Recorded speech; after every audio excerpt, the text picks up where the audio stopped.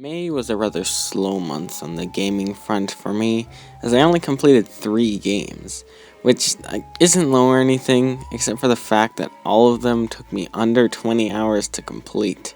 These 3 games include Luigi's Mansion 3, Cuphead, and Gris. Hopefully I'm saying that right. All games I completed on my Nintendo Switch. I've been going for a platinum on my PS4, so that's why I probably didn't finish any games on it. Anyways, without any further interruptions, let's start the reviewing.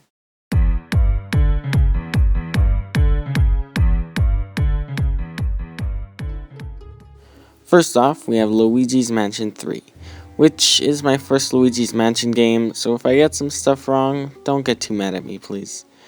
Anyways, I'm rather split on this game. Let's just say I started it at the end of 2019 and I'm just finishing it now. And yes, it's only a 15-hour long game. I just never had much motivation to go and play it. At the end of the day, I just think it's a game style that I don't really enjoy, but there's still a lot of other reasons why I think I didn't enjoy it a lot. One of the main and first things that annoyed me with this game was the controls. By the end of the game, I was mostly used to them, but even then, they never felt good. Some button choices just seemed odd, which I guess can be changed now. And things like sprinting and jumping especially just weren't good at all. I mean, jumping requires 2 buttons to be timed and pressed at the same time, and there's still a bunch of delay before you get to your maximum height, which is required to dodge some obstacles. But before you start to think this is a completely negative review, there is still a lot to enjoy with the game. Even with the wacky controls, I enjoy all the different options and ways to interact with stuff. First of all, let's just say literally everything can be interacted with. Whether it's sucking up lamps and pillows for cash, opening up all sort of compartments for more cash, or revealing secrets with a flashlight for, well, cash again. There are so many different opportunities for secrets to be found. You can suction stuff, shoot stuff, vacuum up stuff, blow away stuff, flash stuff with the strobe bulb, and reveal different hidden things with the fluorescent light thingy. And practically all of this stuff is fun to do. Half the game I just found myself slamming stuff around looking for hidden gems and money. And this isn't even mentioning Luigi, who brings a lot of creative and fun ideas to the game. Although, going back to negatives, money is a rather useless thing to have. There's literally only 3 things you can spend it on, and all of them seem rather boring. You can spend them on an ability that revives you when you die, or to reveal the locations of collectibles. Not that interesting. Still, it's loads of fun to do. On the topic of collectibles, as you would expect, this game has quite a few. Each floor has 6 gems you can find hiding around, and there's booze everywhere too. I never found many boos, but the gems were a joy to collect, with some of them being very creative and cool. Apart from just the ones associated with collectibles, the main game puzzles are also very good for the most part. Lots of them actually had me scratching my head, trying to figure out what to do, but I must admit, sometimes the solutions were almost too obvious. The game is set in a hotel, so as you would expect, each floor is a whole new area to explore. Each floor has its own theme, which start out pretty basic, but eventually get a lot more unique and interesting to explore. Overall, each floor has pretty great level design, except for one major part: the bosses. I never really had a fun time with them. Creative and design-wise, they're usually good, but either they're underwhelming and boring, or way too annoying and not fun. Only a few bosses I had a fun time with, like Captain Fishhook or the piano guy. And oh boy, I haven't even discussed this yet, but the combat is actually pretty solid. There's a variety of ways to take down ghosts, even if the new slam move is completely broken and the best way to beat everyone. Enemy variety is pretty lacking, but the ones that are there have different patterns and specific ways to take them down. With this lack of enemy variety, and honestly how easy the battles are, which is very easy, by the end, normal fights can get rather boring and repetitive, since nothing is really done to change it up throughout the game. As I said, this game is very easy and super generous with health and such. Moving on, the sound design and music are surprisingly great in this game. While music isn't always present or memorable, it's rather nice at setting tone. The sound design was weirdly great, with all sorts of jingles and sound effects sounding very perfect. Some of Luigi's ones got a little uncomfortable though. But where the sound and music truly come together is the cutscenes. Man, the animated cutscenes were brilliant in this game. Seeing Mario and everyone talk in small blurbs of sentences was so amazing and charming at the same time. It really makes me worried for the Mario movie.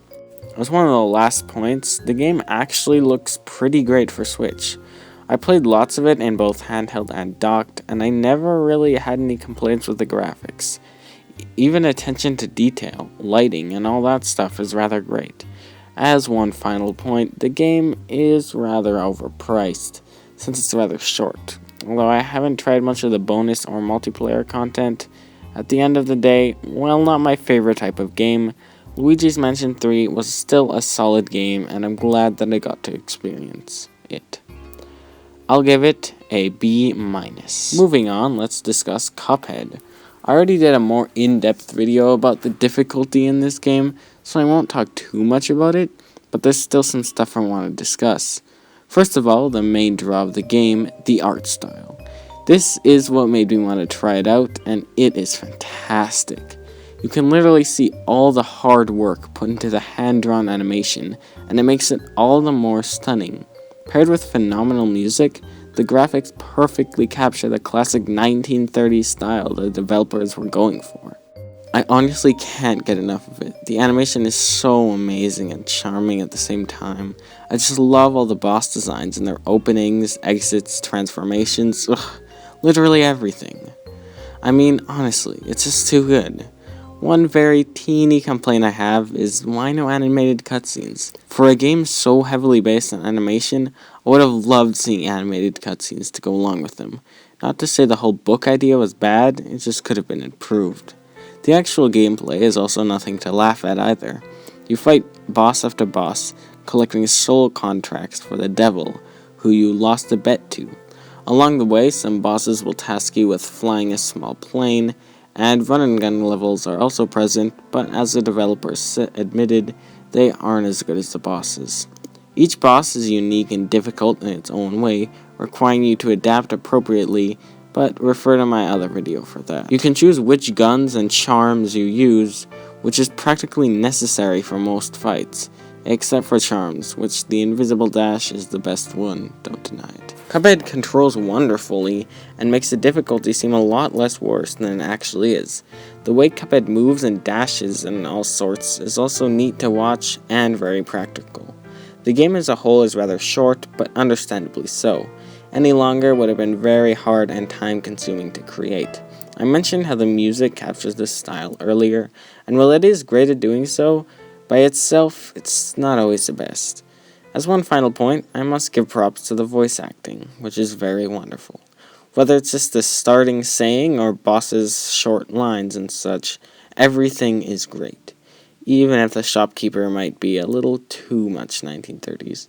Anyways, I must highly advise anyone to get this game, despite the difficulty, because it is truly a masterpiece.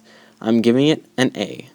The final game I completed this month is a much lesser known indie title called Gris. Hopefully I pronounced that right again. After playing Journey and having mixed feelings on it, I was rather skeptical about this game, and whether I would like it or not, as I was rather sure it would be about the same experience. While I was correct with my second assumption, luckily I like this game a lot more than Journey, for multiple reasons. I feel like Gris did what Journey was trying to be, by being more engaging, artistically better, and just a more fun game in general. Similar to Cuphead, one of the main draws of this game is the art style. Throughout the entire experience, the game was stunning. I was constantly taking screenshots. Practically every frame of this game looks like a painting. Whether it's the simplistic, colorful backgrounds or the fluid paint splatter-like animations, it was all beautiful. Unlike Journey, I actually felt more of the emotion due to the amazing score. that sells a lot of the scenes and makes some of them absolutely unforgettable. Here's to you, Red Desert chapter. Moving on to the gameplay aspect of Gris, it was rather fun. Indeed, it is more of the same basic platforming with little to no challenge, but there were a few unique ideas that were rather fun to play with. Some of the puzzles presented with these mechanics were slightly difficult, but nothing mind-boggling hard. Throughout the game, the player gets different upgrades that give them all sorts of special abilities, like double jumping and swimming. Once again, almost none of these are very original, but they're done uniquely enough that I don't mind. The world is full of collectibles known as mementos, I think, as well as a list of challenges to finish for completionists. If I had to complain about anything with this game, it would be the UI and the length. The UI is very simple, but it's a little hard and confusing to navigate. The game is also only 3 hours long. Even though it's rather replayable in my opinion, it's still too overpriced for the length. The only reason I have it is because it went on sale. Overall, I think Gris should get a lot more praise than it does because of its amazing style and emotional story. I'll give it an A-.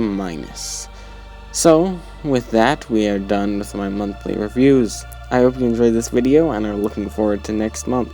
Thanks for watching, and make sure to go check out some of my other videos. See you later. Bye.